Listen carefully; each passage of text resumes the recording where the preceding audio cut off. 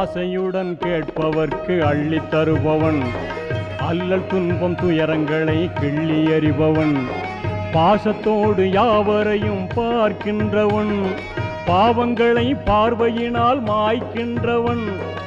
அல்லல் படும் மாந்தர்களே அயராதீர்கள், அல்லாவின் பேரருளை நம்பி நில்லுங்கள். அவனிடத்தில் குறையனைத்தும் சொல்லி காட்டுங்கள். அன்பு நோக்கு தருகவென்று அழுது கேளுங்கள். இறைவனிடம் கையேந்துங்கள், அவன் இல்லை என்று சொல்லுவதில்லை.